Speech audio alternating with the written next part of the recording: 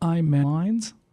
Iran says explosions at an event honoring a prominent Iranian general slain in a U.S. airstrike in 2020 have killed at least 103 people and wounded 141 others.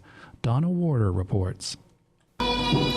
Iranians held a mock funeral to honor General Qasem Soleimani, the head of an elite Revolutionary Guard force who was killed in a U.S. drone strike in Iraq in January 2020. A senior Iranian official is calling today's blasts a terroristic attack. The explosions occurred near Soleimani's gravesite in Kerman, more than 500 miles from the capital Tehran. Soleimani is hailed as a national icon in Iran, but American officials considered him a deadly foe during the Iraq War. I'm Donna Warder. Foreign leaders are urging restraint following an apparent Israeli strike in the Lebanese capital of Beirut, which has killed Hamas's number 2 political leader. Observers are warning of a potentially significant widening of the Middle East conflict. John Beaver reports.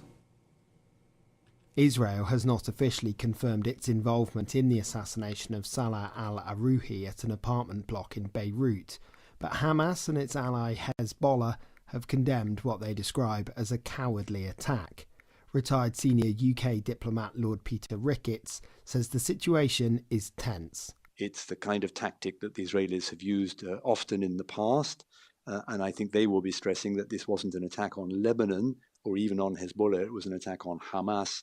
But clearly it increases the risk that Hezbollah will feel they have to act more strongly than they've been doing so far. Actually, up to now, they've been relatively restrained. I mean, they've done enough to show the Palestinians that they are doing something to stand up for them, but they certainly haven't been seeking an all-out war with Israel. From Feature Story News in the UK, I'm John Beaver. Ukrainian missile strikes hit the southern Russian border town of Belgorod Wednesday. This comes as Russian missiles rain down on Ukrainian cities. More from Charles de Ledesma. Ukraine's military is training its sights on the Russian border region. Moscow says it's shot down 12 Ukrainian missiles over Russia's southern Belgorod region, bordering Ukraine. Kyiv's forces are seeking to embarrass President Vladimir Putin and puncture his argument that life in Russia is going on as normal despite the 22-month war. Belgorod's governor says the situation in the regional capital, also called Belgorod, remains tense, adding the city came under 2 rounds of shelling on Wednesday morning. Lately, as missiles and drones have fallen on Ukrainian cities, Kyiv's troops have aimed at the Belgorod regional capital. I'm Charles de Ledesma. President Joe Biden is starting the campaign year by evoking the American War of Independence to mark the 3rd anniversary of the deadly U.S. Capitol insurrection and visiting the South Carolina church where a white gunman massacred black parishioners. The Democratic president is seeking to present in the starkest possible terms an election he argues could determine the fate of American democracy.